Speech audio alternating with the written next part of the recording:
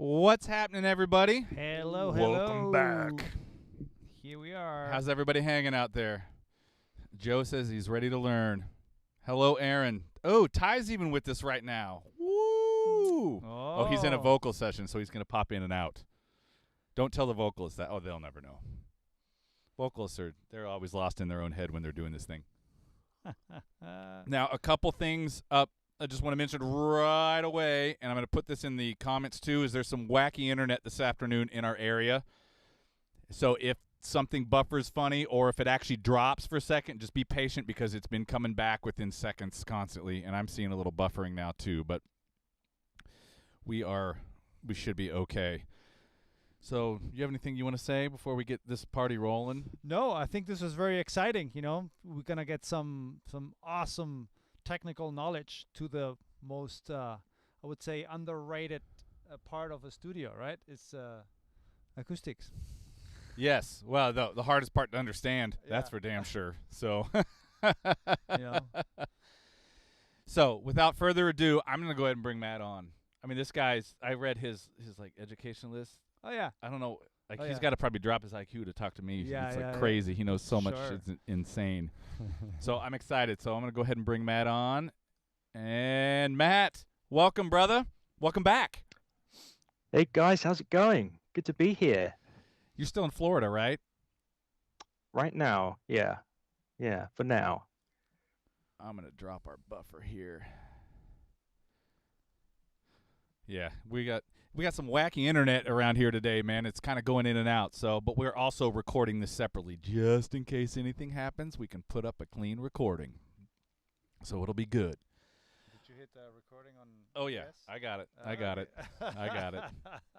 All right, so everybody, just a little bit of background. Matt and I, over the last, I don't know, month or so, something like that, we've maybe a little more than that, have had several conversations about this acoustics thing, because that's a huge question, even for me still here. Things are constantly changing, but so many people recording either at home, basement studios, or converting their rehearsal spaces and trying to get useful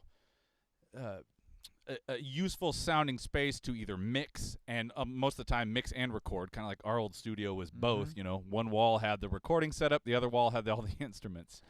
And one thing I liked about Matt talking with you about it is you didn't instantly go, well, you can't really do anything unless you tear everything down and start over. You were like, you know what, nope, we can practically look at this and make any room at least better and usable. Right. Am I right?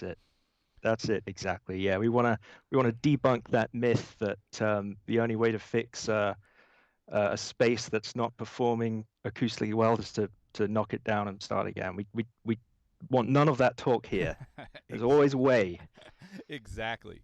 Now, just so everybody knows, in the description, I have a kind of an outline of what our overall goal is today. We may not get to all of those things, but there's 6 or 7 bullet points down there that have some of the info, and a lot of that we've taken from what you guys have sent in question-wise through the Facebook page, and I'm getting a lot of people through Instagram also asking questions. So I've just been forwarding that stuff to Matt, and we kind of came up with a good starting point that I think are some things that affect everybody, no matter what your space is. And for me, the first one is, and I don't know how you are, but how do you identify what the actual problem is before going and just spending a bunch of money? Exactly. That's the biggest issue that I've come up against when I've been doing acoustic consultations is you might have a scenario where someone says, hey man, my space is just it's not right. The acoustics are bad. Hear that all the time. The acoustics are bad. And you kind of have to take a step back and be like, well, okay, well, what do you mean by your acoustics being bad? What don't you like? It's like, well, it's a small room. I mean, it can't be good. I mean, it's like, well, so one of the things that, like Charlie, we've spoken about is a key to treating a room acoustically, or before you even start treating it, is to actually work out what you want to fix, or even if there's a problem. And there are a ton of things that you can do to really assess that and figure out what's wrong, and then identify okay, how are you going to fix that issue if it's an issue? So I think there's probably two groups of people that I deal with, and the first group are those who've identified their issue, like, oh, hey, I've got this horrible booming problem in the low end around 100 hertz, and then the others that say, well, I don't have any foam in my room yet, so I should probably put some up. And there's a a lot of people get very eager to slap things on the wall and put in bass traps and stuff like that. So what I always like to do is, just take a step back and figure out what the issues are, first and foremost. Now, would you take into account first off what you're going to use the room for, whether it's going to be a Oh, mix room or a recording room, or a lot of the times it's both? exactly. Does that Yeah, factor into yeah. what you're thinking? I mean, that's huge. Knowing what you're going to be doing with your space affects how it should be treated. I mean, if you just have a little space or studio space for mastering, then that's different than if if you have a live room or you want to be doing both, you want an all-purpose room. So figuring out exactly what you're going to be doing is really, really important, especially when we come to things like reverberation times and figuring out how you want the space to perform. Identifying what you're going to be doing is huge. So size of the room. It's like right here. I see Mike's list. He's got 10 by 10 room with 8-foot ceilings.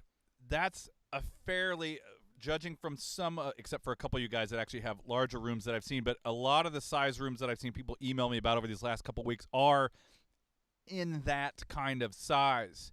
Well, I know square isn't necessarily the best thing to have, but they're all on that smaller side. So Right. let's use that maybe as a starting point. If you're in a, Sure. which is kind of a bedroom size, right? Yeah. What do you, how would I, something's wrong, I walk in, I hear it, and I go, man, this just is acoustically wrong. Right. Right. What's my next step? What would be my first step in starting to identify what my issue is so I can start to fix that correctly?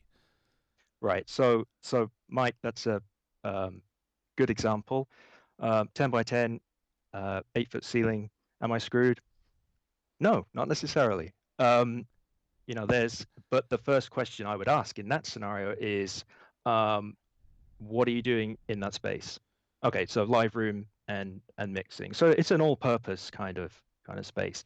Um, and the next question I would ask is, have you been using the space, and have you identified anything that's bothering you or that you think might be a problem?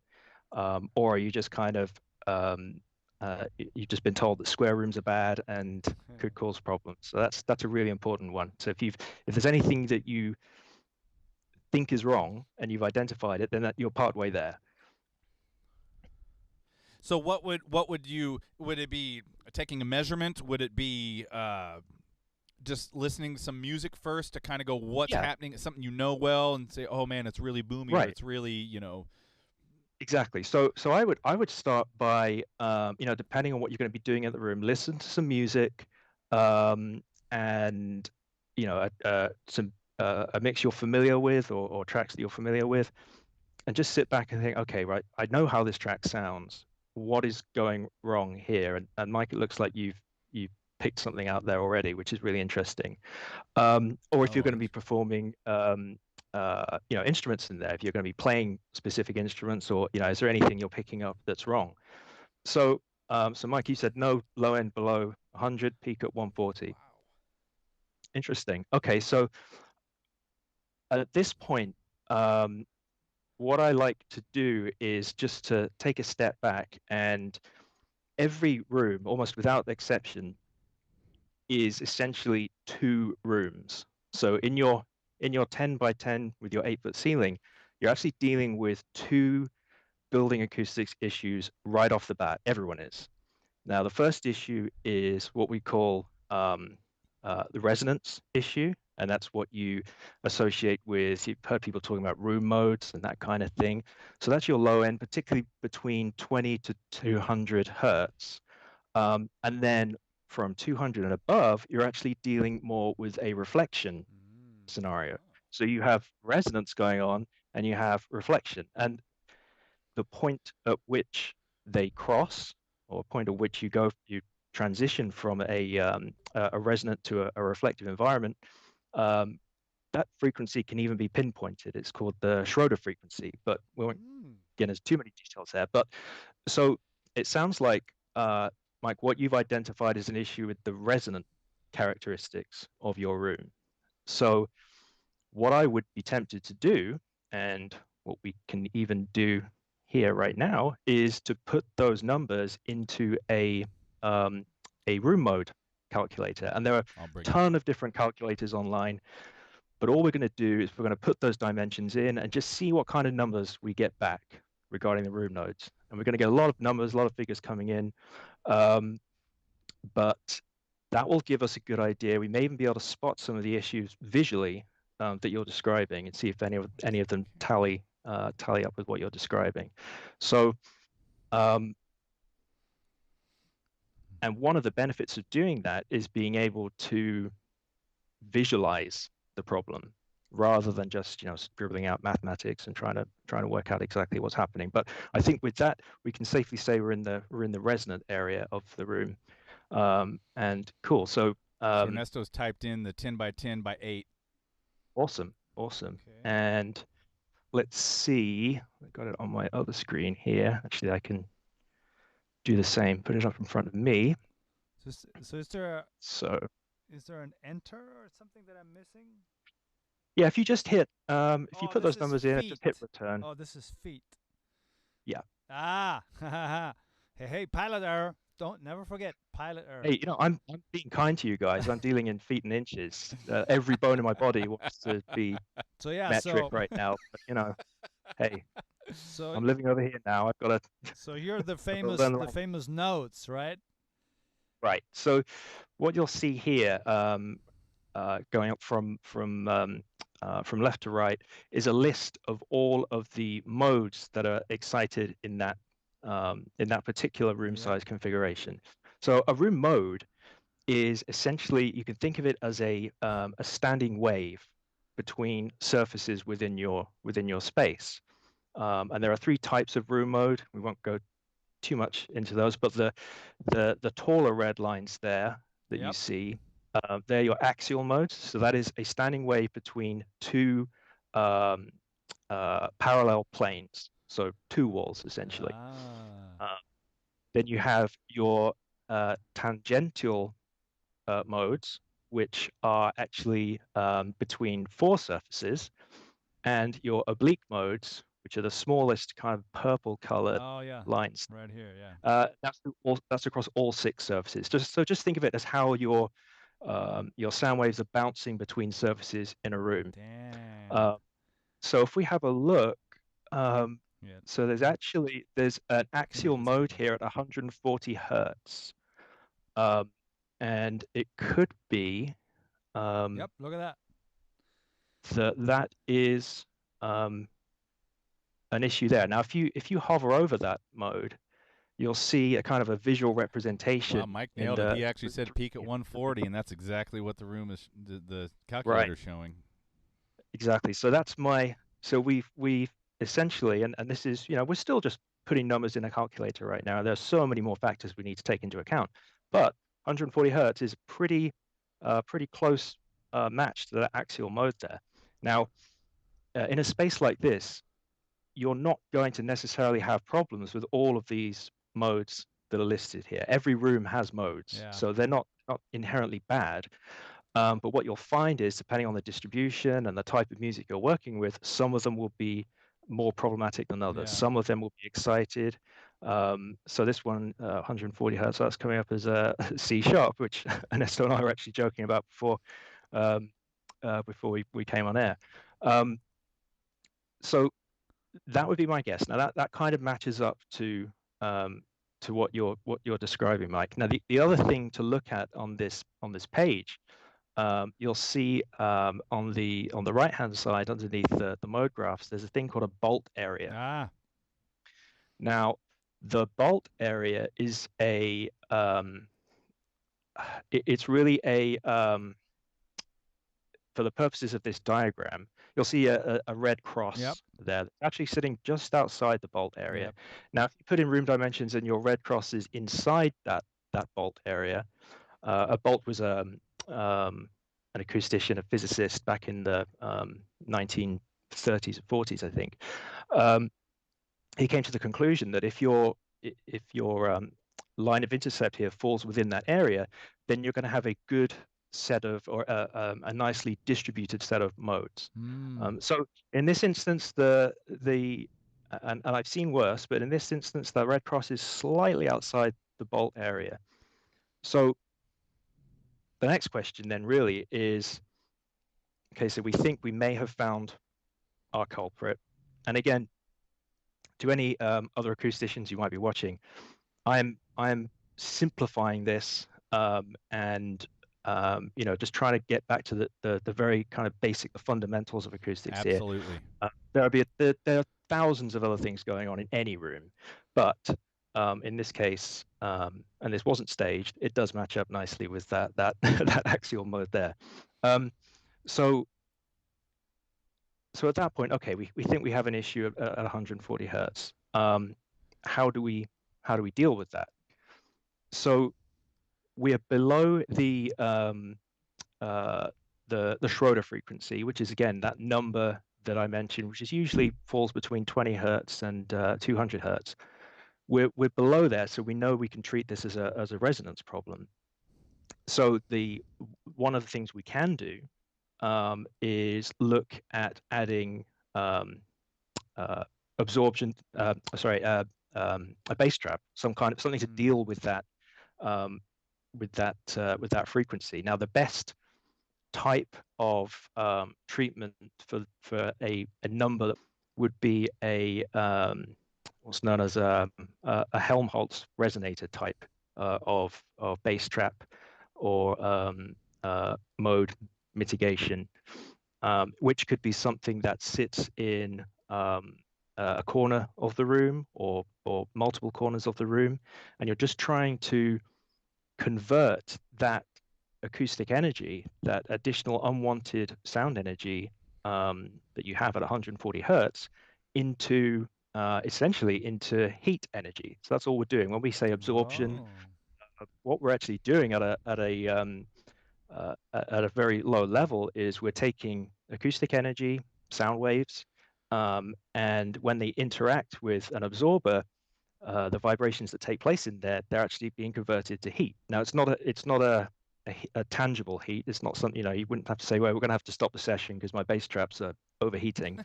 It's Unless you're working on a hot track, man, you never know.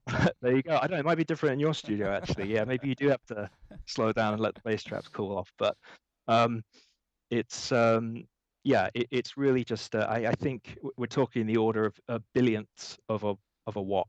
So it's a really, really, minute amount, but it is what's happening.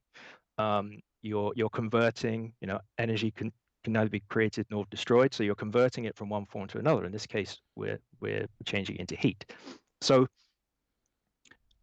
the most effective way to treat this particular mode, if this is our problem, and it could just be coincidental, there may be other things going on, but if this room mode here is our issue, it could just be a place of putting in a resonator type absorber.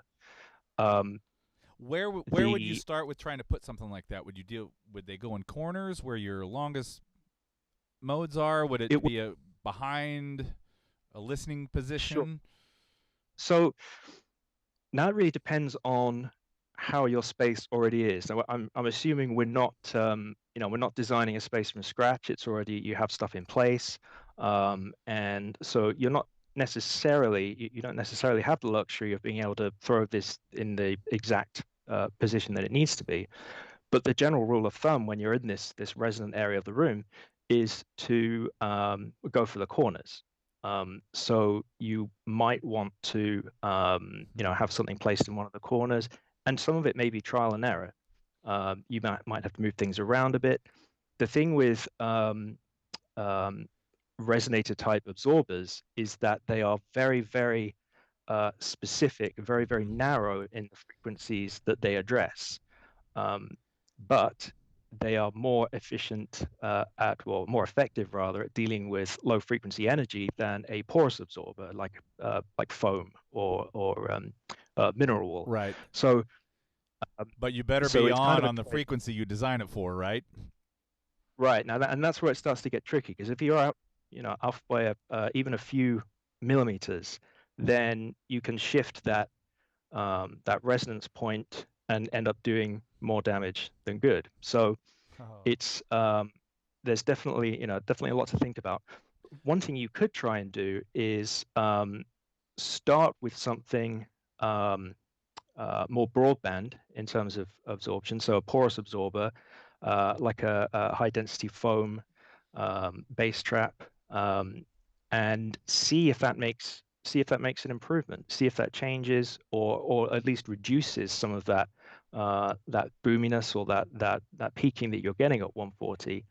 I have a question for And you see if that on brings it that. down. Is there a difference in the type of or the way that you do the corner? For instance, here I have, what they call the super chunk. It's mineral wool and the corners are it's huge chunks, corner Right. stacked full. Is there a Yeah. difference between that and say taking a 4-inch panel and straddling that across the corner to where you have an open air cavity behind it? Is one Right. more or less effective than the other?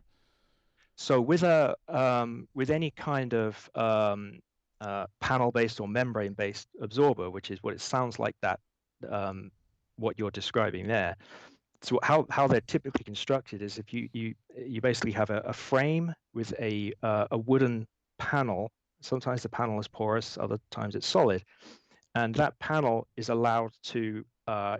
granted a degree of freedom to vibrate, and that panel will vibrate in tandem with that particular resonance.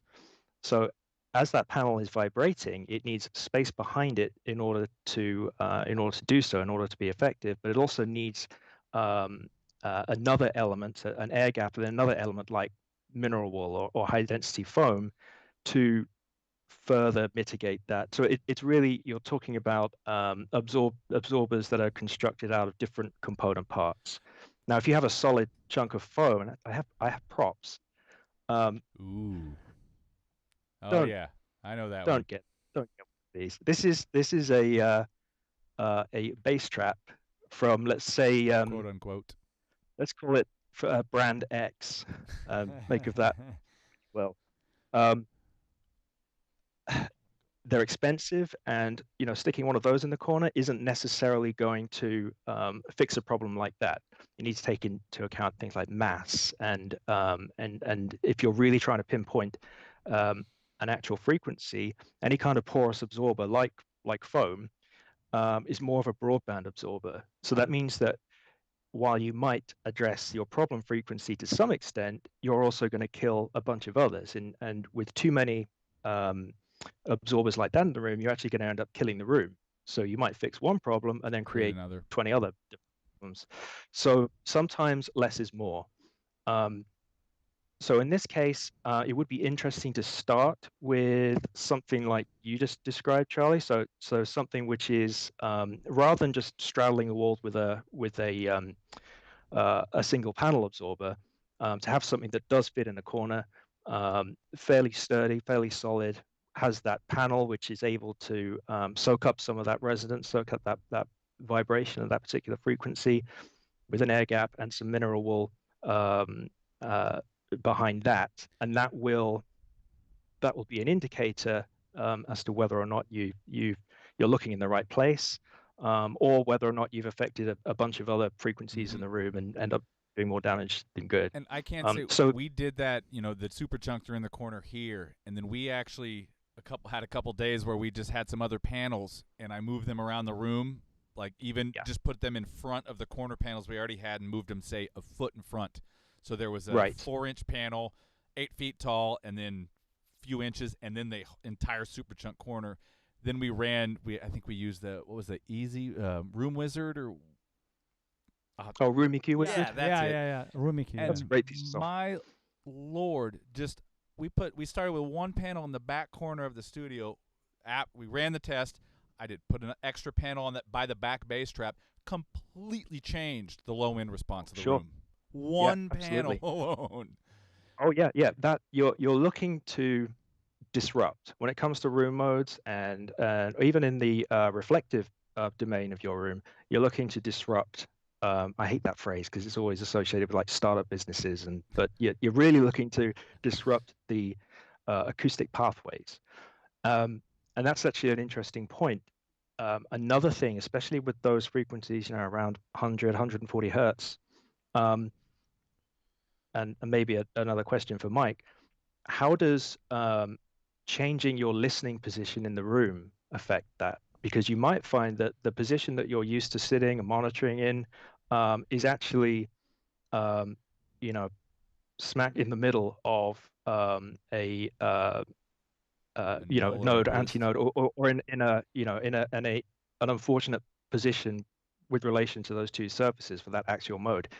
So it'd be interesting to see if moving your monitoring position or moving your monitors um, makes a difference. And if going back to the room mode calculator, one of the things you can do is by looking at that 3D model is you can actually see exactly where in your room, in your theoretical room, those peaks are, those peak energy spots are. And if you're sat where one of those is, or if your sub is in one of those areas, then even just moving equipment that you already have, or changing your seating position, can actually make a huge difference there. And you might find that, as I say, that part of the spectrum, it tends to be very kind of spotty, and you can actually, just by moving things around.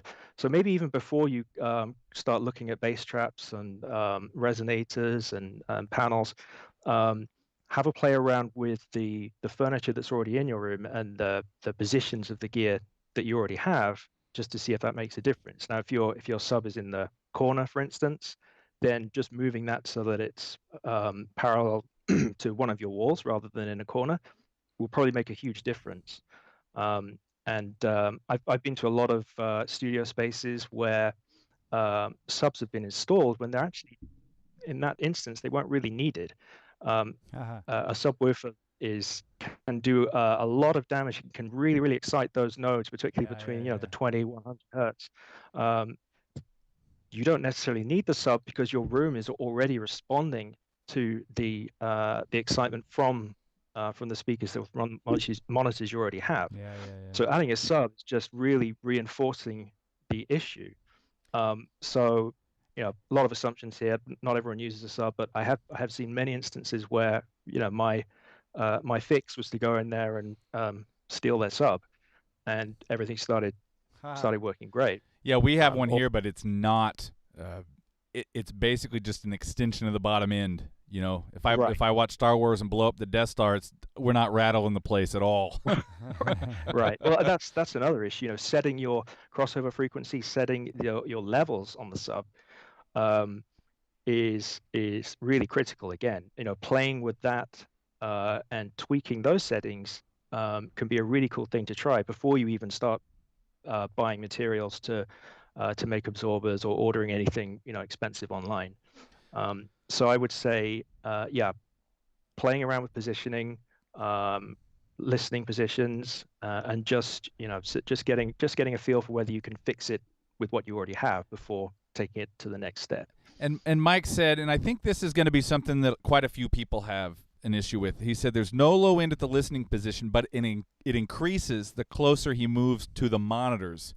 And I'm assuming those monitors are fairly close to the wall as well, which is going to add to your bass. I'm going to use the word issue for right now, because I don't know what word to use, but you're obviously going to get that proximity effect, because low end being much more omni, even off a small set of speakers, you're going to get that reflection off the wall. Right. So on that, see, I knew some of these things are going to run together. Two things I have based on kind of that I think are common, and we used to notice this even in our old studio that was considerably smaller than this.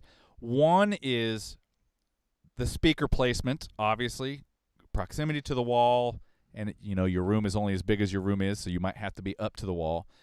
Trying to stay away from the corners, if I'm not mistaken, so you don't get any extra issues. But is there anything to do especially if your speakers do not have some sort of EQ adjustment on the wall to deal with that proximity, is there maybe something you should put panel-wise behind the speakers, some sort of absorption to help, deal with any of that lower reflection or buildup off the wall? We'll just start with that. I'll get the next part. Yeah, sure. So there are definitely, I mean, and depending on for a start, depending on whether your monitors are front firing or rear firing, in terms of their base porting, changing the distance between or increasing the distance from the rear of the monitors to the wall can make a huge difference. And one of the things you have to kind of keep in mind when doing that is the overall construction of your room. So, one thing the room mode calculator doesn't take into account when we're just throwing those numbers in there, it takes a perfect reflecting example of a space. So it's not necessarily real world when it comes to the studio spaces that we have. So taking into account the construction of your room. Now, what are the walls made of? Is there an air gap between your drywall and the room next to you? Is it are you in a basement? That's all going to play a huge part in things like speaker positioning and distance, because one of the other issues you're going to run into is if you start moving monitors and subs too close to the wall, you may get some reinforcement that you want from a low end, or you may have moved it enough to kind of mitigate the room mode issues that you're getting. But if you start exciting panels in the wall or beams or any kind of structural element to the room, you're going to have another problem, which in acoustics we call flanking transmission, which is where your sound energy starts to get transferred through the materials that are in the space. Now that's an issue with any space, no matter where you put your monitors. But backing them right up to the wall, changing the sub position, you can certainly make those issues more apparent. So just something to keep in mind, that the noise that you're hearing, or the unwanted areas of the spectrum that are getting excited, they can be excited by the structure as well as what's happening within the structure. So that's really important to take into account, and also take that into account when you're choosing the size of your monitors to begin with. And I would never suggest to anyone that they scrap the monitors that they have and go and try and buy their way out of a problem in acoustics. But if you have the luxury of starting out in a space, be mindful and wary of the size of the units that you're buying and whether you need a sub, et cetera, et cetera. I have a question here on that graph. Yeah. It says here, talking about that shorter frequency, there's options, right? You got that EBU listening room. Does that matter? Well, yeah. So the Schroeder frequency that I was talking about when we first started discussing was just a general principle between 20 and 200 hertz. Now, the options that you're seeing there on the web page, they tie into reverberation time. So in that drop-down list that you have there, you'll see, for example, that the top one on the list is EBU listening room. So these are all kind of specified standards. They'll come up with an RT60 of 0.2 seconds, very, very low reverberation time. And the Schroeder frequency in that example, when you're taking your RT60 into account, is a function of that standard, of that standard, or of that particular reverberation time. The other thing listed below it is critical distance. Now, critical distance is just for reference. That's the point at which your direct sound and reflected sound levels, sound pressure levels, are equal. So is that equal from? That tells you a lot about the character of the space. So a very low critical distance suggests that you have a very reverberant space, and very high suggests that it's more anechoic in nature. So that's just that's what the critical distance figure means there. But that would make sense in a smaller room though too, because you have more early direct reflections close to you. Right? Given where your walls and your ceiling are. Right. Now, critical distance takes on a whole new meaning when you start looking at larger rooms and spaces, because you have so many other interactions going on in terms of acoustics. But it's an interesting reference to look at. So with the RT60, the reverberation time 60, and that is the time taken for the reverberant sound to drop by 60 dB. That actually, choosing an RT number is very important for things like if you have a mastering studio, a mastering suite, you'll want a higher reverberation time if you have a live space, and then if you have going the other end of the spectrum, you have a performance space, a large concert hall, for example, then you're going to want a much higher reverberation time for things like organ recitals, for example, instruments that require a very high reverberation in order to sound, not sound dry, and in order to carry and perform as an instrument. So reverberation time, there's also RT20, which is lesser used, but also another one to look out for. What would you leave that on for most people right now at home using that calculator? What would you recommend just using? Is the EBU as a starting point? Yeah, I would leave that. Yeah, EBU is very low. I think the default for this calculator is 0.6 seconds, which is fine as just as a starting point. It's really only it really only becomes essential and critical if you're targeting a very specific characteristic of a room. Oh, okay. So if you're designing a live room, a live space, and for example, that okay, my reverberation time has to be 1.2 seconds. Then what this calculator will actually do is say, if you look underneath the critical distance there, it will tell you the amount of absorption you need to add into that space in order to get that reverberation time that you're referring to. And this one even tells you the average absorption coefficient needed, which we can talk a little bit about absorption coefficients. We'll get to that next as we go. But yeah, so there's a lot of information on this page. It's a great tool. There are lots of room mode calculators out there, but this is a particularly nice one, I think, just for visualizing what's going on. Yeah, so the RT60, that's really the kind of the next step in when you're defining a room. You have a lot of control over the reverberation time through the amount of absorption that you add in. Right. But so I want to finish up on this low end, then I want to get into there's a couple questions here that are good. First off, Alex has a good one here. He says, in space, no one can hear your standing waves. There you go. Okay, so first off, I want a couple low end things here. One end, first off, it's a multi-part question. I'm going to be Jack Black in high fidelity. I have a multi-part deep question. First off, would you, after identifying obviously what the issues is, would starting either with some low-end treatment or early reflection treatments around your listening space, which one would maybe be the start? Two, John pointed out here that he's got the opposite problem as Mike, where his listening position is actually pretty good low end. In the back of the room, it's worse, which I find to be common in a lot of rooms. You got a longer wave. You're at that back wall. You're at a point where you've got a lot of energy hitting and possibly reflecting off, so you're going to get some peaks. How would you deal, first off, with early reflections versus bass traps first? Say we're in a bedroom studio, and then trying to deal with the back wall of a room. John, put in there what size room you've got, and then I'll bring that up.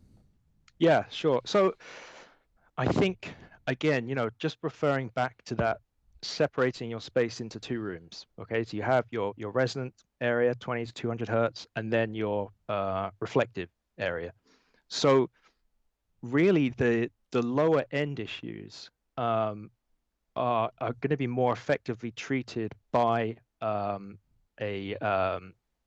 resonance type absorber, a Helmholtz, or a panel and panel combined with porous type absorber, rather than worrying too much about the reflection, because reflection and diffusion, which is something that we can talk about later on as well, that's something that you're going to be able to manipulate more easily for your higher frequencies and the higher portion of the frequency spectrum. So it's a good question. It's a nice point at which this taking the room, looking at it as two different spaces, really applies here. You're dealing with very, very low low end issues. Reflection isn't really something that you have too much control over. You're more wanting to absorb that energy rather than direct it or steer it or isolate yourself from it. So if you had, so for instance, you want to take that energy out of the room. Right. So for instance, if you your walls on your sides, right, wherever your Yeah. reflection from your speaker to wall back to ear, absorption, right? Right. Exactly. And that doesn't even need to be that thick, does it? We're not talking full broadband at that point, or is it better to go full broadband there? Well, again, it depends what you're kind of what you're looking to do. If you have a lot of the times people tend to throw up absorption panels when actually what they really want to be doing is diffusing. So rather than taking sound, especially when you get past your Schroeder frequency into your higher frequencies, a lot of the time, because a lot of absorption panels are that you're going to take out a lot of frequencies potentially with just a few panels. And so rather than trying to remove that energy from the room with a broadband absorber, that's when it can be beneficial to look at things like quadratic diffusers, or just something that's going to distribute the energy within the room rather than suck it out of the room. Would you use that at an early reflection point? Say to your sides or above you off a ceiling? Yeah, sure. And again, it kind of depends. That choosing where to position something like that is where I would say to someone, okay, I want you to listen to a track or a recording or something that you've done there and identify not just necessarily a single frequency. If you can pick out a single frequency that's causing issues, then great. Or is it more of like, oh, the mid-range sucks here. When I sit here, it's awful. That will help you to decide where to position your absorption if needed, or where to put your diffusers. But you can always, with the room mode calculator tool, for example, when you look at the 3D models as they translate to the modes, you can actually get a pretty good idea of specific points within your room where those frequency hotspots are. And if you're feeling like you need to bring something down in that kind of modal area pre-Schroeder frequency, then those are the points at which you might want to place some absorption in those kind of hotspots. That's where the most acoustic activity is taking place. All right, we just pulled up the dimensions for John's room. Yeah, there you go. So that's if it's right, length 11 with 14 height 8. So yeah, he actually has the X in the bolt area. So it's okay. That's good. And you can actually see that the distribution of those modes is actually kind of nice. It follows. It's more of there's not like a cluster. Yeah. And you will always get more modes as you get higher up in the frequency spectrum. That's just the nature of how the waves are traveling and how it's working. But the distribution between those higher axial modes, the red lines, is kind of nicer, and you can see how that equates to that positioning in the so-called bolt area. So that's good. That's a good thing. Do you know what that green thing means? Because when I is it like how loud that mode is? You see that the green? I've actually never clicked that before. See, it's like, I'll let you do that if you want to click that now. Yeah. I don't know if bad things are going to happen, but I imagine it's some kind of simulator or. Because it increases. It's almost like that point is going to be very loud. Right. That's cool. Yeah, I have to press it now. I have to press it. So okay, so a lot of E notes here. So watch out with Metallica mixes. So. Right, and not suited to that room. Yeah. Even here in our control room, which is a decent size, we're about 19 feet wide. Wait, what is it?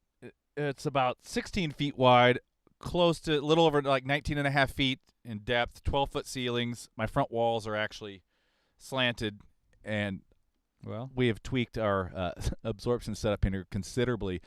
And even our this listening position, which is a pretty wide area that's good, but directly to that side, on the other side of Ernesto, there's one spot within about a foot. There's a giant knoll. You step in there, Yep. bottom in, gone.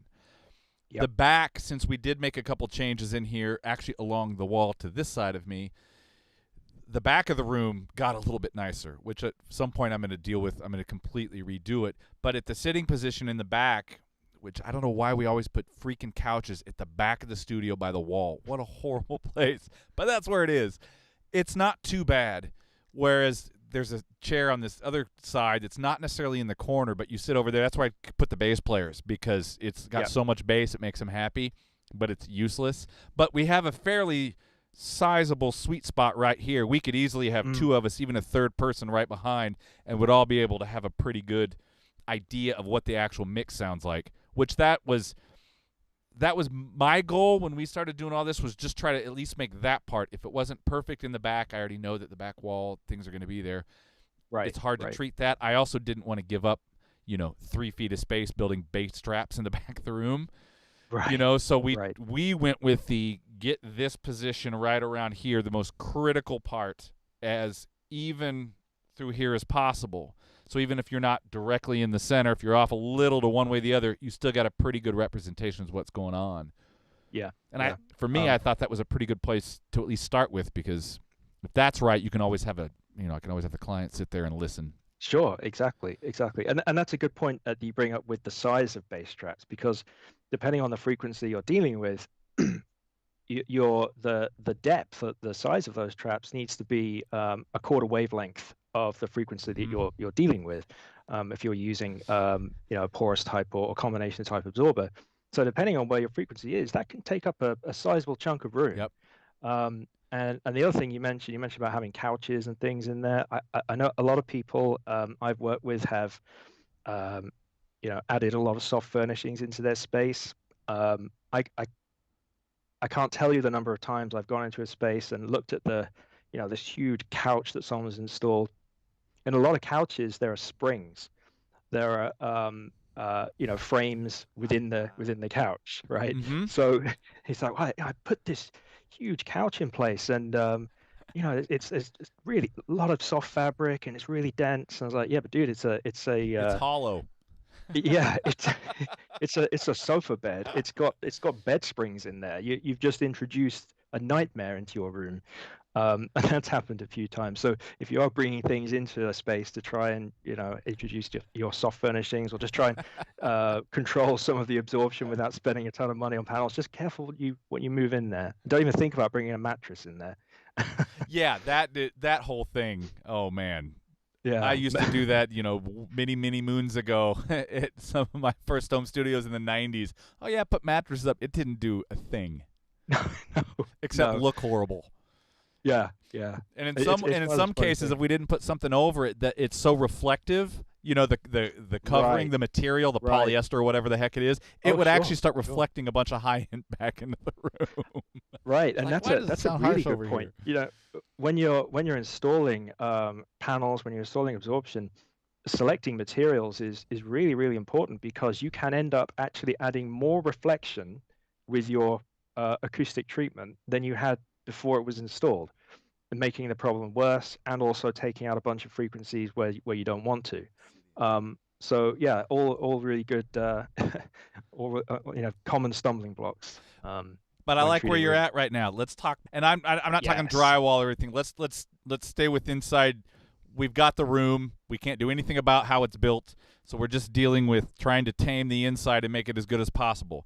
So you have good old foam, like you showed a little bit ago, which I actually have 3 foam panels over here to the side, which I find a couple of uses for. I'll share in a minute.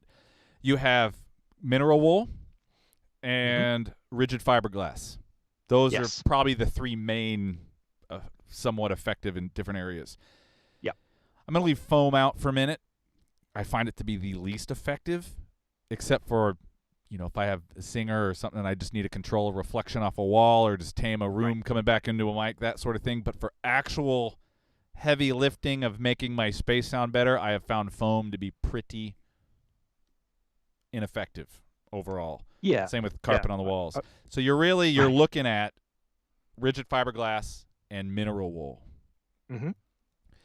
Is there what's the difference between the two, and how effective is one over the other, if at all? Great questions. So Putting you on the before spot. we, before we throw foam out the window completely, foam does have its uses. Now, foam, especially when you combine it with another type of absorber. So if you have a panel absorber, or sometimes called a membrane absorber or a diaphragm absorber, when you combine that with foam as well, so you have your you have your panel at the front, which is resonating and absorbing some of the vibrations from the room. You have a gap of air, and then you have your foam. The foam is actually stopping reflections back into the space again.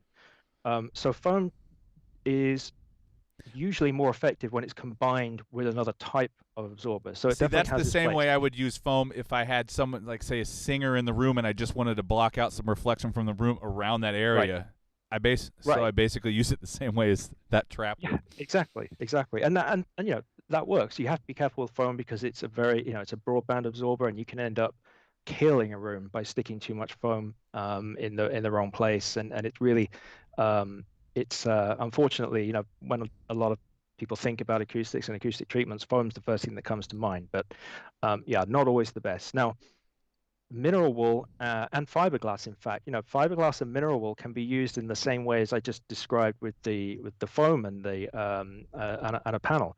So you can have an absorber that's constructed from different materials. So fiberglass as your frame, if you like, and then a mineral wool before the air gap, and that again can produce a really effective dual measure for an absorber.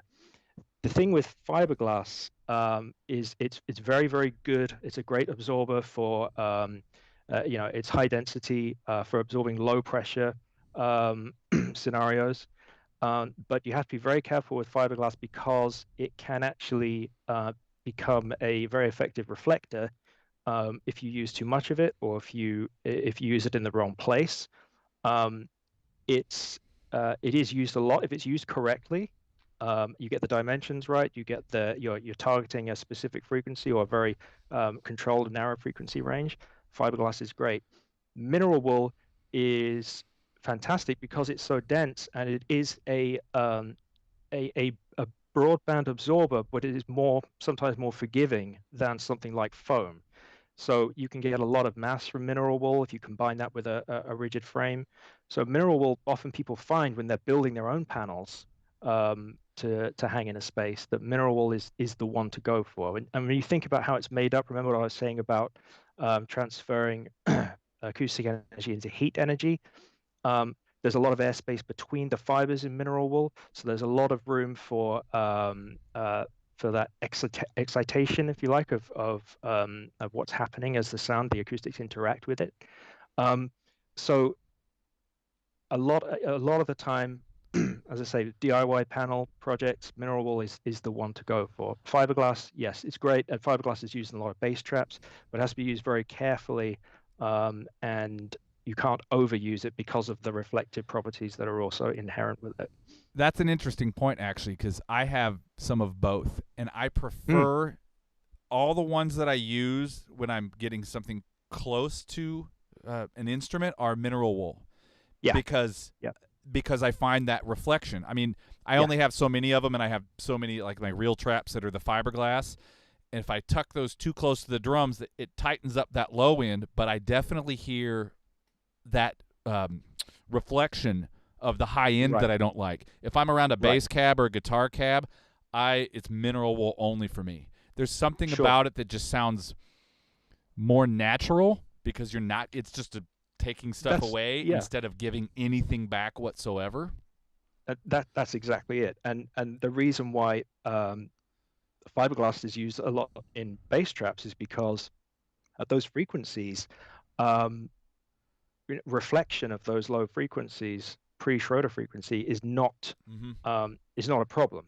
You're using the structure of the fiberglass to absorb the acoustic energy, and but as you get higher, as you get higher, you go past your Schroeder frequency, you go into the frequencies beyond that, then it starts showing its reflective property. So that's why if you're using a lot of fiberglass, you need to be very, very careful about where you place it and really just how much of it you use, because you can end up creating you can deal with your modal room problems really well, but you started to add in a bunch of reflection for your mids and uppers, which then becomes another difficult thing to solve. So you end up adding more absorption, diffusion, and you end up with a real mess. So a good point of reference for all this would be try to tackle one issue at a time. That is absolutely. I learned that lesson the hard way. About 2 years ago, when did we doing the bat form? It was about 2 years ago, right? I decided it was time to do a little shake up in here, and I was running the EQ wizard. I was trying to dial things in, and I had moved some stuff around. I had built a couple more, and I'm like, okay, this is looking better on the graph. Wasn't using my ears enough, and went to do the first mix, and it came out so jacked up when we went anywhere else to listen. I mean, I was like, what the heck? I came in, tore everything down I'd done, put everything back to original, did another mix, went right back out and checked it in all the same spots, and it translated. Yeah, I mean, a couple bad mix choices there, but for the most part, everything translated. But I tried to do a lot of things at once. I changed probably 8 or 9 things in the room. Right. And I couldn't identify where I went wrong, if it was all wrong, if it was, step 3, I ruined it, step 5, I ruined it, step 1, I ruined it. I could not figure out what it was. Right. Well, and it's also about, not knowing where you went right. If you're only changing one thing at a time, then it's like, okay, that helped a little bit, or that didn't do anything, or that made it worse. If you change a whole bunch of things, so if you install, for example, if you install a bass trap and change your listening position and move your sub and move your monitors and start using it, it's like, oh, it sounds worse, or it sounds great. You don't know which one of those moves you made was actually the contributing factor, or it's a really great idea to do things in stages.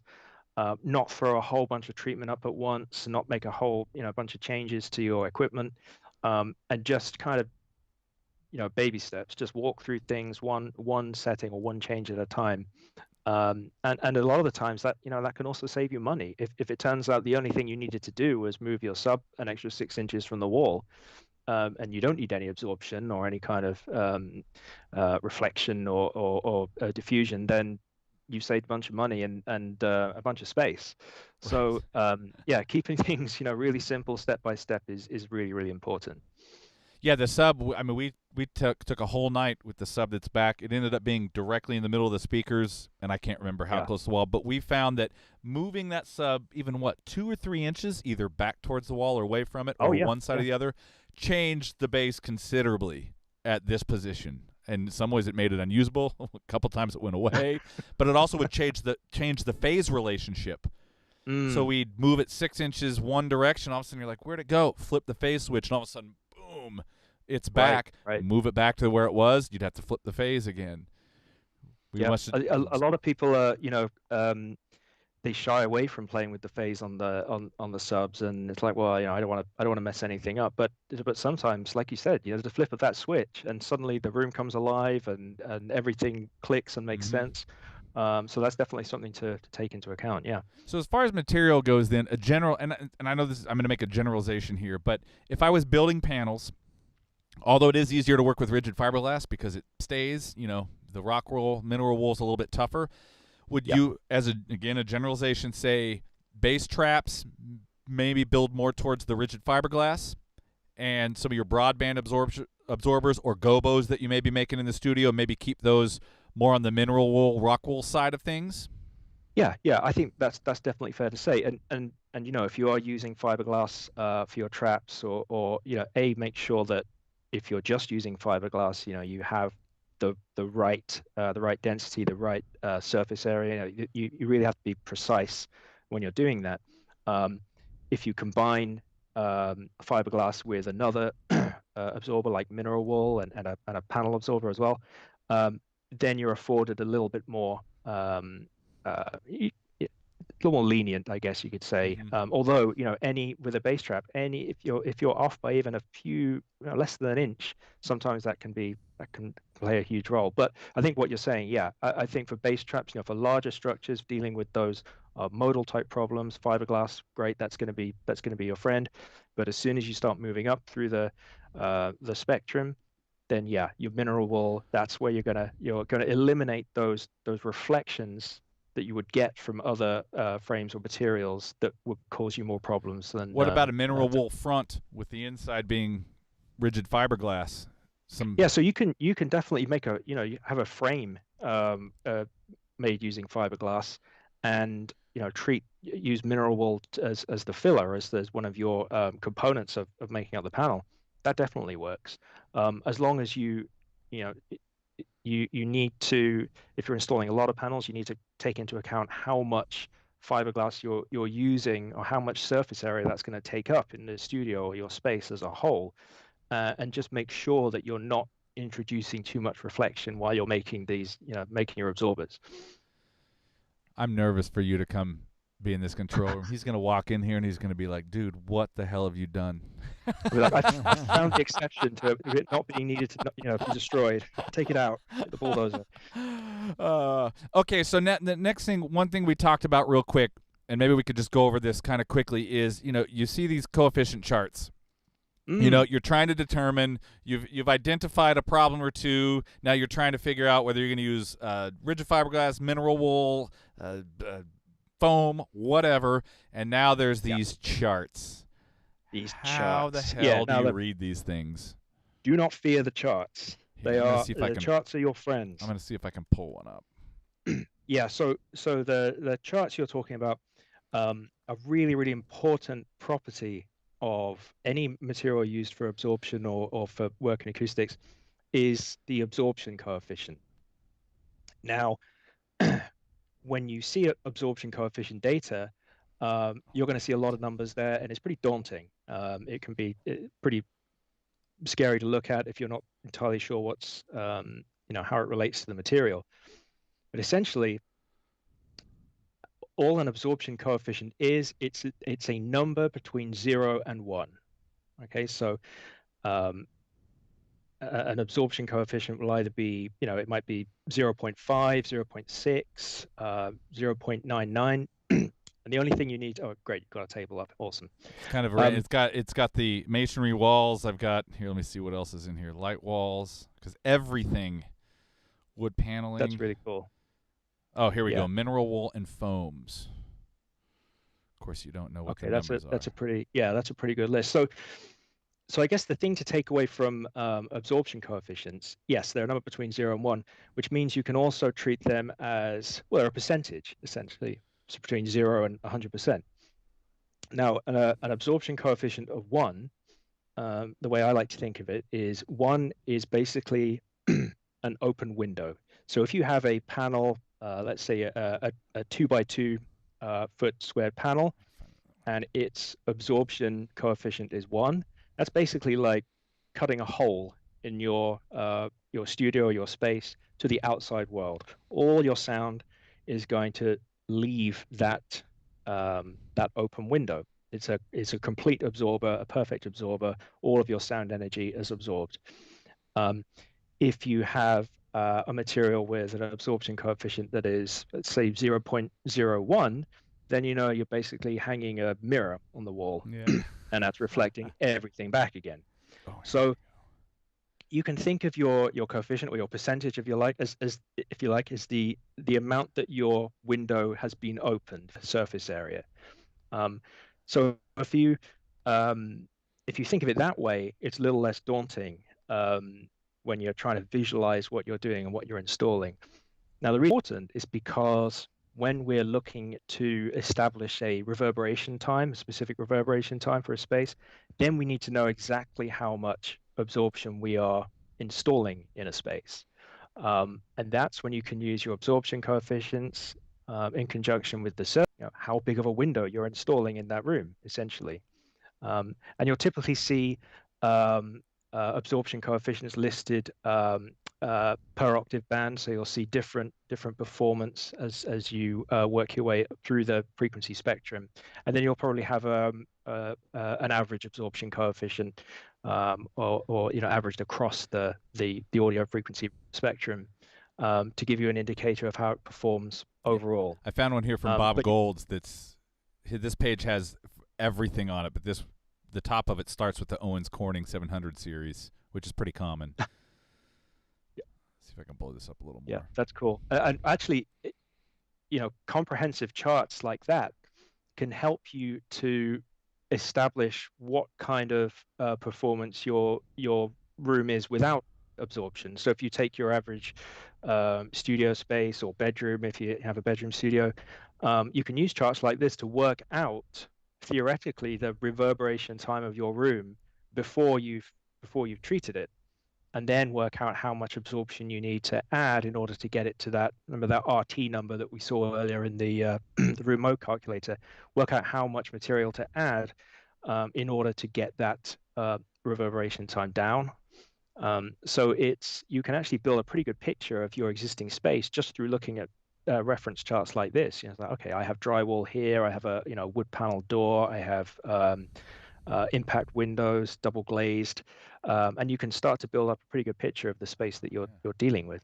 But it's really what I always say is be very wary of any acoustic material manufacturer who doesn't specify their absorption coefficient data, because they're probably hiding something. If you have to ask for it, then that's probably not the place you should be getting your stuff from.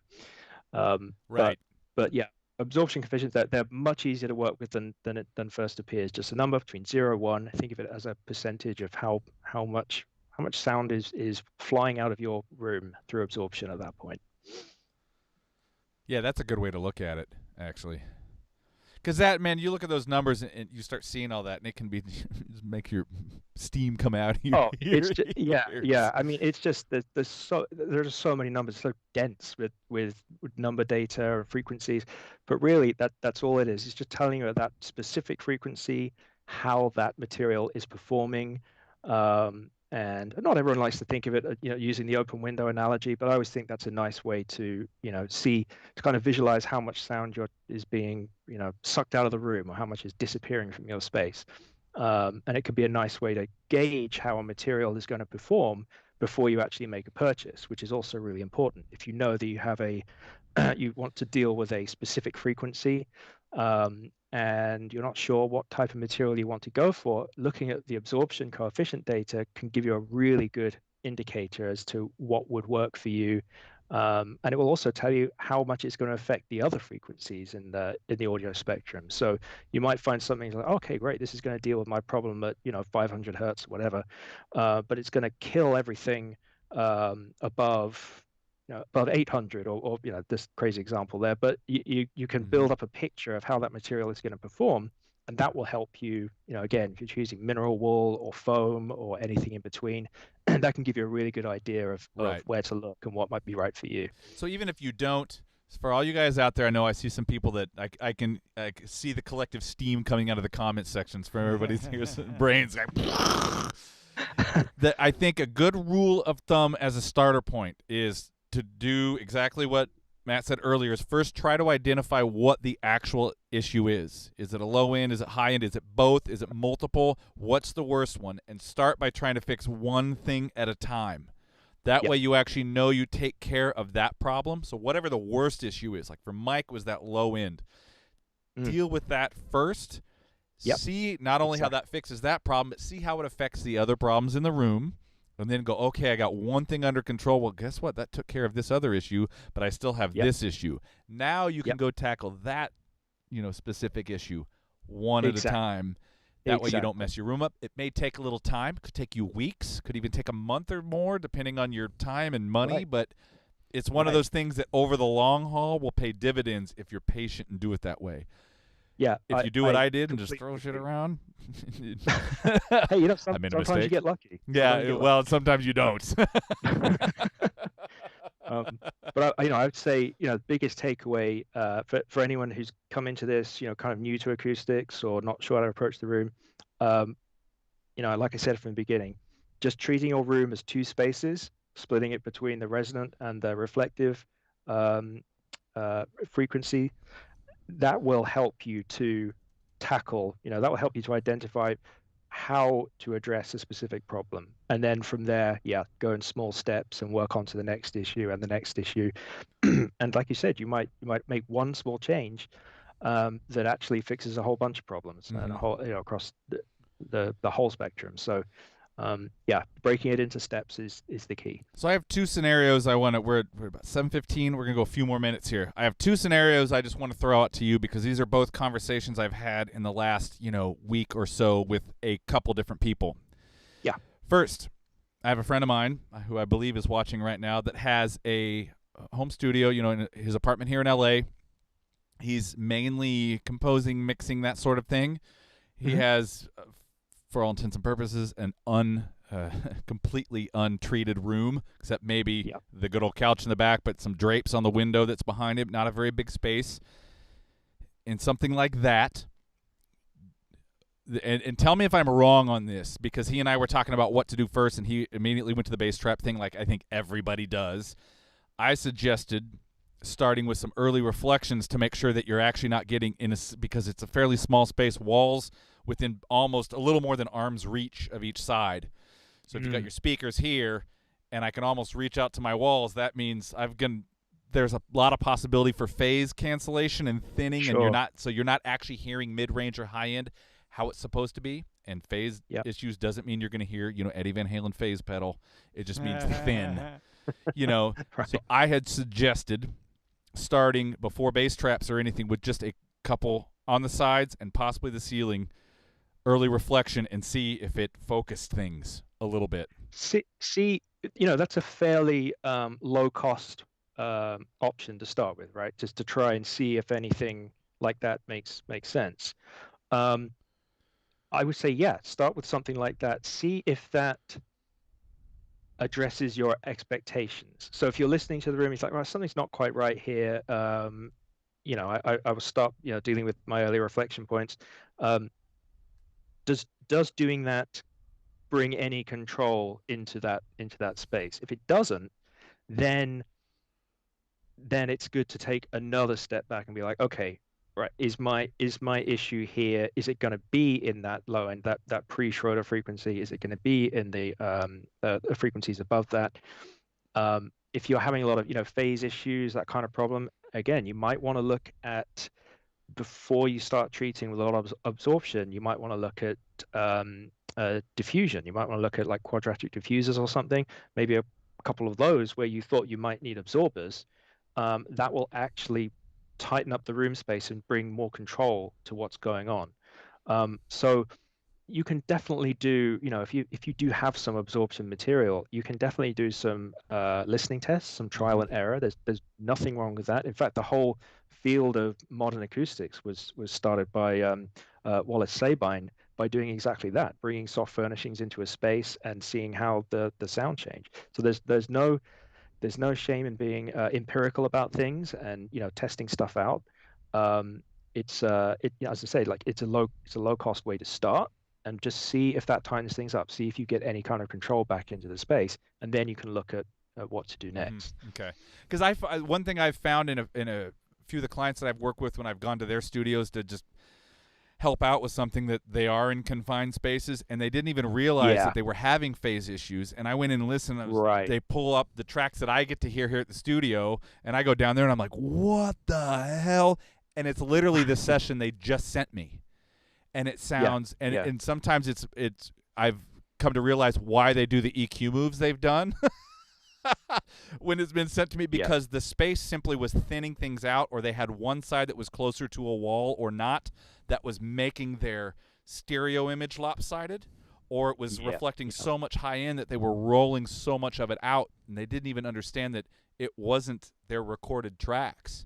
It was that wall right here, Right. or it was the wall right here, or the wall that was literally touchable behind them was throwing so much back at their ears at the same time that they're like, I can't get enough, it's so thin in the low end, and they're boosting and boosting and boosting, and it's all because it's just canceling out. Right. And again, look at the when you're trying to identify places to in the space to put your absorption or to address the early reflection points, go to a room mode calculator and just look at the upper ranges of those modes and see where those nodes, or see where those high energy spots are. See if they tally with what you were thinking of where your seating position is, and where I could add some treatment. See if any of that matches up. But it's difficult when you get into that kind of area, because you have all that phase cancellation going on. You can have a real mess, which can't just be attributed just to a few problem frequencies. Right. You're then looking at more of a general absorption issue, or reflection, or diffusion. So it's definitely something to try. I mean, I'm always for anyone trying something out in the space, as long as it's not too expensive or destructive. Then play around, trust your ears, Kind of and learn the see room if a little. something you can do. Yeah, just see how the changes that you make, positioning of the monitors, of the sub, see how those changes match with your expectations, or maybe something surprising happens. You're like, oh, if I just move this slightly, it makes a difference. So play around. If it's not going to cost you a ton of money, and then you have the resources to be able to put some panels up, or just something just for testing, then I would say go for it. I always encourage people to trust their ears and play around with this stuff. Okay, last scenario here. This is another conversation that Alex and Yeti and myself and a few other people have been having on the Facebook page, and it's they've sent some photos I'll try to pull up here in a second. We've been talking about space, say, around a drum set, because there's a lot of people that I've seen photos, and even some of the dimensions that have come in today in the chat is low ceilings. And you get drums next to a wall. Say you back it up in a corner, so you got walls on your sides. You've got an 8-foot ceiling, and you have your overheads at 6 feet ish, give or take. Yeah. And dealing with trying to balance. I always go dead first in that case, because you can add life with some creative reverb, and you can get rid of phase issues. But trying to balance that, having a little bit of life, so when you're in the room playing, whether it's drums, another instrument, whatever, that it's still inspiring and it doesn't sound like you're just living inside a foam package. Yes. Yeah. And a couple of the photos that I'd seen had a lot of diffusion around the kit, a lot of QRD diffusers, which actually I don't mind close to a source. I have a bunch of Skylines in here on the wall, and I don't like instruments close to them, because it's better when you're at least 3 feet away from some of those. But treating, if I'm looking, let's say I'm staying in that 7-8 foot ceiling, and I got the drums in the corner, which is usually pretty good spots for them. The way I would start, obviously some testing, but diffusion, back wall, and I actually have a photo of my old studio where I did this, where I had diffusion behind. I had some absorption on like 2-foot high panels just below around the ground, and a few inches away from the wall, just helping be a little bit more efficient. And then on the ceiling, I always went for absorption. And it's same thing, even in my room here. Above my main drum spot, I have 3. Basically, it's a 2-foot by 6-foot panel above that to take away any reflection coming back to my overheads, and that alone significantly changed my stereo field around my drum kit, just by taking the reflection from the ceiling and leaving everything else live. But what would you and I know this is a general approach, we're not in the room, there's no way to nail this down 100%, but what would if you're in a position like that, where you've got close proximity walls, close proximity ceiling, you're dealing with a drum set that has many mics on it, especially overheads that are close to a ceiling, how would you maybe approach that? Sure. I think what you've described is a pretty solid method of dealing with a situation like that. You really, in most cases, you want to make your ceiling disappear, right? And you do that by adding absorption. But what I always say for low ceiling issues like that is start at the floor, which sounds crazy, but when you're you're dealing with something percussive like that in a low ceiling space, it's equally as important what you do to the floor or where the kit is placed as what you do with the ceiling. So you might want to raise the kit slightly. That sounds crazy if you have a low low ceiling to start with. If you raise the kit slightly, have that on some kind of isolation or semi-absorption type platform. See how that makes a change before you start hanging things to the ceiling or before you start installing diffusers or absorbers to the ceiling. Just see what changing the floor space does before you start doing that. And a lot of the times you can make a real difference by tackling the floor when dealing with a ceiling, if that makes sense. But generally, yeah, you kind of want to make, you want to install your open windows, like we were saying with the absorption coefficients. You want your open windows above on the ceiling. You want to try and reduce those nasty reflections that you're going to get, from your overheads and when all that's intertwined. But that process you've just described is, yeah, that's probably how I would approach it. I'm going to pull up a photo of my old. This is the place that Ernesto and I had down in Hollywood for many, many moons. And it's not the greatest. I have so many photos to go through. I couldn't find a bunch, but this is the corner. This room was only about 13 feet. It was a pretty bad dimension, actually, like 13 by 14, but it had 13-foot ceilings. So I could actually get, you can see in this photo, I'm about 3 feet or so away from the wall. So there's some room right there. But this setup actually worked pretty well. The ceiling was very dead, and directly in front of that kit on the other wall was I think at this time where this picture was taken, we had an Allen Heath console, and we had that area of the room was dead. Yeah. So right at our listening position in the sides was dead, and we left back over here a little bit more live. Yeah. And it kind of worked. I'm going to let me see if I can. Here, I'm going to go back out here. I'm going to go see if I can find. I know Yeti posted a photo on the group. I like seeing photos. It makes it easier to. Yeah. Visualizing things, especially in acoustics, is so important. Being able to see what's going on, and then translating that to an actual room like you're showing here. It's nice to be. It suddenly starts to click and make sense of what's going on. But yeah, I mean, getting rid of the ceiling, making it disappear through absorption. That is the reason I start with that around a kit where you have mics that may be in close proximity to the ceiling is simply because of phase cancellation. Because physics, you have everything hitting the diaphragm this way, but it's not that other reflective surface isn't far enough away to be far enough out of time to not ruin your sound from the reflection coming back at the microphone. Right. And sometimes, a lot of times, people don't even realize it until they hear the difference and go, "Oh my God!" Oh, sure. That really made a huge difference. It can be night and day when you make a change like that. Just that is that's essential to put something in place there. Like I say, don't forget the floor, but yeah, making your ceiling disappear as best you can in that scenario is going to give you much better results when you're looking at your overheads and your miking and so that's how I would approach it. Here it is. Boy, I had to search for that. Here, I'm going to flip back over. So here is. Can you see that? I'll move the browser over a little.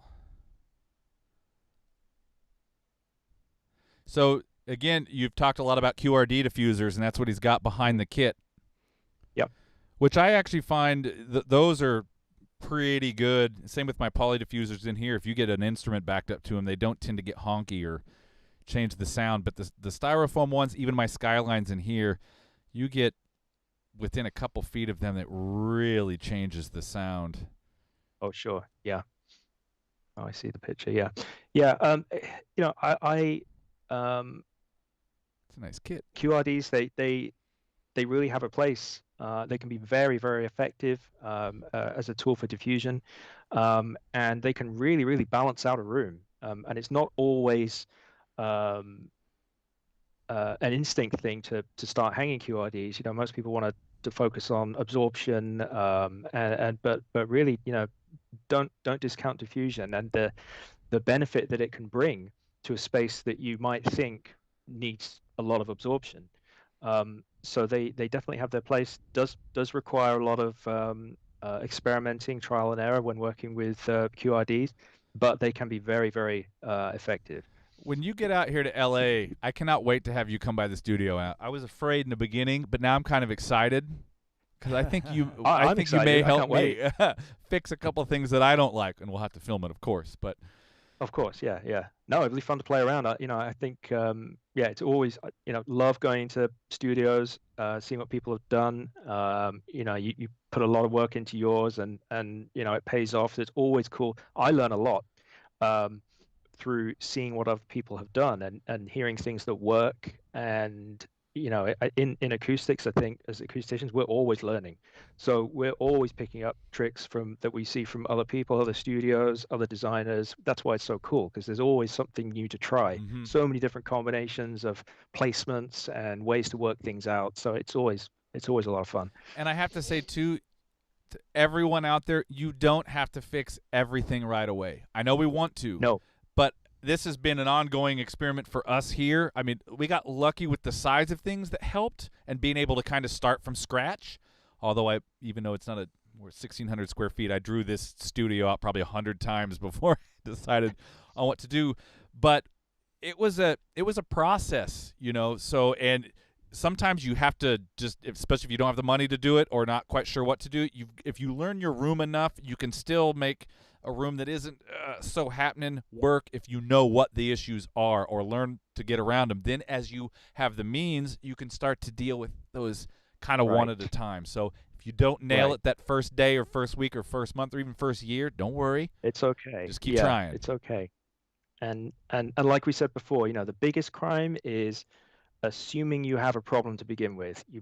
That might not be the case. Just because your studio or your space doesn't look like everyone else's or the ones that you see in photo shoots, with beautifully positioned panels and expensive bass traps, just because it doesn't look like that doesn't mean that it's not functioning well as a space. So never assume you have a problem. Always try and focus on establishing what the issue is, what you don't like about the space, and then the next step follow on from that. Yeah, I've worked in a few really nice studios here in LA and did not like what happened there. So don't let that fool you for sure. Yeah.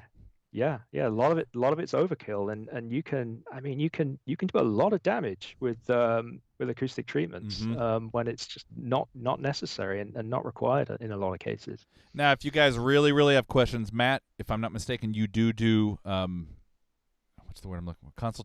Consulting. I do. Yes. I'm from Kansas. Yes. English is not my first language.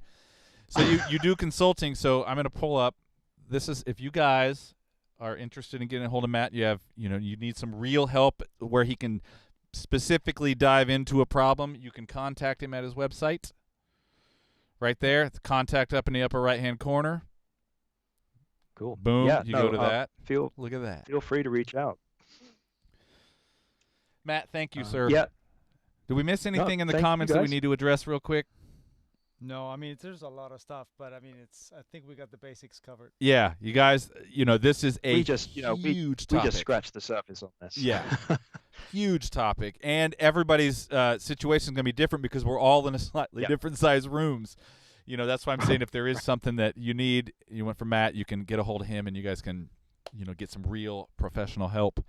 And we will do this again sometime in the future. Maybe with some we'll get some examples or do something in real time or something. I don't know. We'll figure it out. But thank you for joining us. Build something. Everybody out there, as always, thanks for joining us. It's been fun. Don't forget to like. Oh, see, look, we got some today. Hit the like button, yo. And for any of you out there, we love doing this stuff. These are a lot of work to put on and getting the guests. If you can help support us, buying a T-shirt, getting the coffee mug, anything like that will help us keep these things going as long as we possibly can because we do like doing them. And this control room's a freaking wreck right now because there's so much in here. But we love doing this stuff. If you can help us out, we'd love it. So thanks, brother. Matt, appreciate it. Everybody out there, thanks, everyone. You Thanks rule. for all the questions. And, until next time. Now I've. And we'll see you guys. Take care.